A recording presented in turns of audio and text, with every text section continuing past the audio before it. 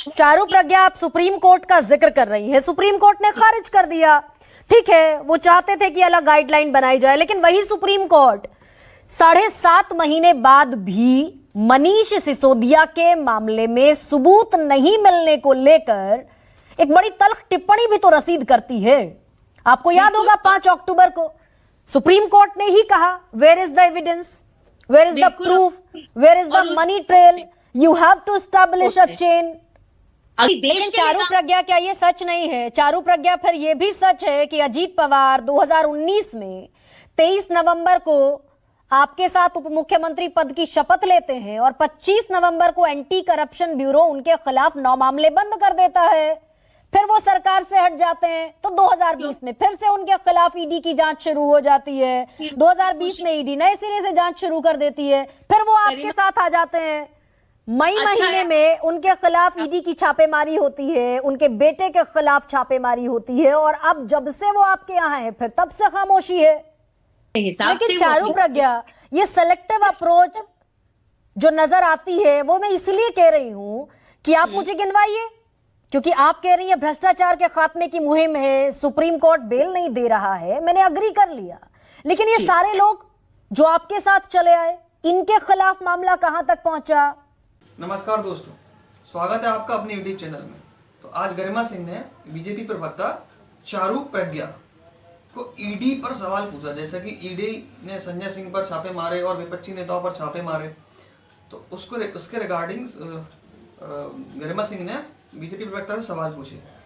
सवाल तीखे थे, उन्होंने क्या जवाब दिया इस डिबेट में आप देखिए। तो आइए शुरू करते हैं। चारू, आपसे शुरुआत कर रही हूं कि हर दफा कोर्ट एक तल्ख टिप्पणी रसीद कर देती है सरकारी जांच एजेंसी के गाल पर, तो इकबाल और साख जिनका हम जिक्र करते हैं वो तो दरकते हुए नजर आ रहे हैं। गरिमा जी नमस्ते। आप देखिए विडंबना विपक्ष की, ये वही विपक्ष है जो 14 पार्टी कांग्रेस के सहित सुप्रीम कोर्ट के पास जाते हैं और कहते हैं कि ईडी और सीबीआई अपनी ताकतों का दुरुपयोग कर रहे हैं नेताओं के खिलाफ, और हम चाहते हैं एक अलग गाइडलाइन बनाई जाए नेताओं को जांचने के लिए। अलग गाइडलाइन चाहिए थी इनको। इन्हें ऐसा लगता था कि जो नेता हैं वो इस देश के सामान्य नागरिकों के ऊपर आते हैं। अलग गाइडलाइन मांगी गई। सुप्रीम कोर्ट ने कहा ऐसा तो नहीं हो सकता, everyone is equal before law. इस याचिका को वापस ले लिया गया।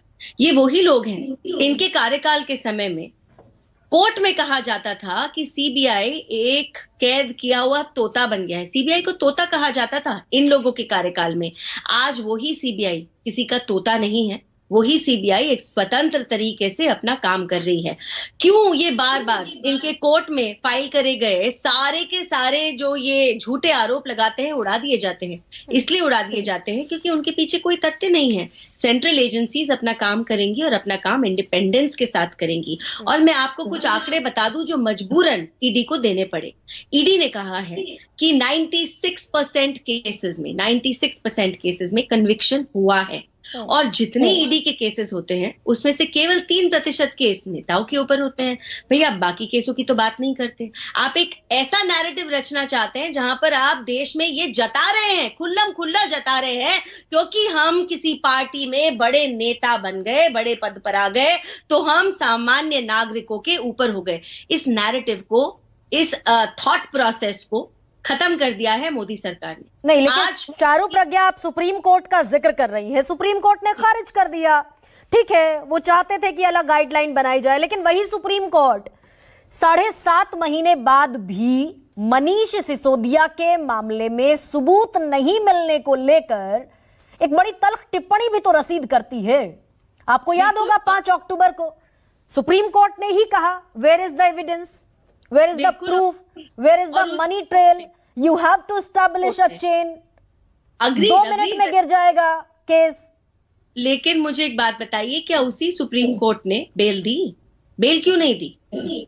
अगर सीबीआई आज सबूतों को इकट्ठा कर रही है, एक जगह एकत्रित कर रही है, दूसरी तरफ कोर्ट ने आज भी इस बात को माना कि इस इंसान को चोरी करने पे, घोटाला करने पे, करप्शन करने पे बेल नहीं मिलनी चाहिए। उसी सुप्रीम कोर्ट ने इस बात को माना है। आप मुझे बताइए कि कुछ ना कुछ ट्रेल तो उन तक जाती होंगी। अच्छा, और अगर जिनको ऐसा लगता है कि रातों रात कोर्ट में केस खत्म हो जाते हैं तो काश मेरे देश की कानून व्यवस्था आज उतनी रफ्तार से चल रही होती, उसको सही करने में हमें थोड़ा और समय लगेगा।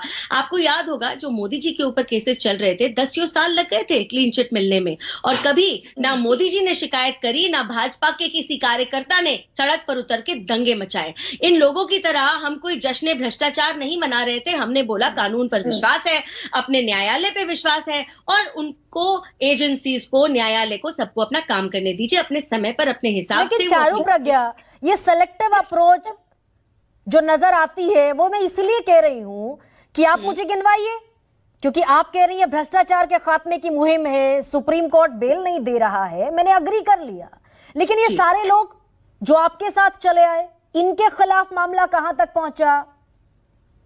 देखिए, पहली बात तो जो लोग आज उन लोगों के ऊपर उंगली उठा रहे हैं जिन्होंने अगर भाजपा ज्वाइन कर ली है, तो मुझे बताइए, आरोप पे आरोप लगाते रहते हैं, क्या आप कोर्ट गए?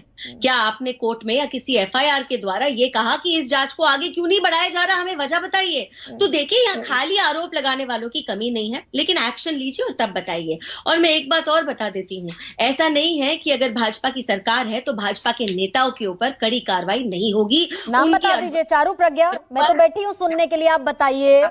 पिछले 3 महीने का रिकॉर्ड बता दीजिए कि पिछले 3 महीने में कौन से बीजेपी के नेताओं पर कार्रवाई हुई। एक समय होता था, एक सरकार होती थी जो भ्रष्टाचार को नॉर्मल समझती थी, उनको सेलिब्रेट करती थी। आज की जो सरकार है जीरो टॉलरेंस पॉलिसी के साथ चलती है।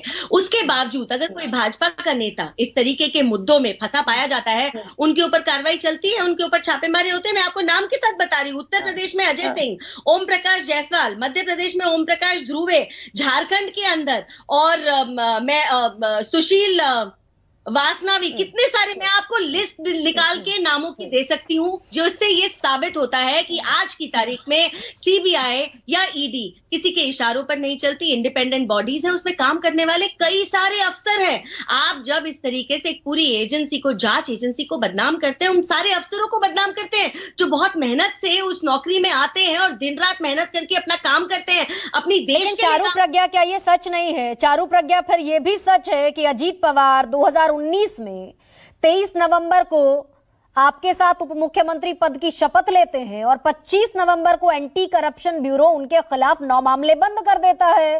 फिर वो सरकार से हट जाते हैं तो 2020 में फिर से उनके खिलाफ ईडी की जांच शुरू हो जाती है। 2020 में ईडी नए सिरे से जांच शुरू कर देती है। फिर वो आपके साथ आ जाते हैं। मई महीने में उनके खिलाफ ईडी की छापेमारी होती है, उनके बेटे के खिलाफ छापेमारी होती है, और अब जब से वो आपके यहाँ है फिर तब से खामोशी है। अच्छा है आपने ये सवाल पूछा, क्योंकि आप नहीं पूछती तो विपक्षी पूछ लेते, तो उनका काम आप कर रहे हैं, अच्छी बात है। मैं लेकिन मैं पक्ष से सवाल पूछती हूँ, मेरा काम ये है। जितनी चार्जशीट थी उस केस में, कौन सी चार्जशीट में अजीत पवार का नाम लिखा था? आप मुझे ढूंढ के बताइए। नाम कहीं नहीं लिखा था। और दूसरी बात, जब मोदी जी ने टिप्पणी करी थी, उन्होंने एनसीपी के ऊपर कहा था, उन्होंने किसी एक नेता विशेष या व्यक्ति विशेष का नाम नहीं लिया था। ये आप चेक कर लीजिए, और चार्जशीट में मुझे कहीं नाम लिखा हो। एनसीपी के 53 में से तो 40 आपके पास आ गए, तो एनसीपी के ऊपर कार्रवाई चल रही होगी। आप क्या ये कहना चाहती हैं कि सेंट्रल अपना काम नहीं कर रही है? आप ये कहना चाहते हैं? और क्या सुप्रीम कोर्ट नहीं बैठा है क्या सबके ऊपर? तो जब सारे के सारे विपक्षी जाते हैं सुप्रीम कोर्ट और उनकी सारी याचिका उड़ा दी जाती है, उसके पीछे आप रीजन एग्जामिन करिए। सुप्रीम कोर्ट अपने हिसाब से हर निर्णय लेता है। अगर वीडियो पसंद आई हो तो वीडियो को लाइक, शेयर एंड सब्सक्राइब कर सकते हो। ऊपर प्लेलिस्ट आ रही है, प्लेलिस्ट पे जाकर के आप ऐसी इंटरेस्टिंग वीडियो देख सकते हैं। धन्यवाद।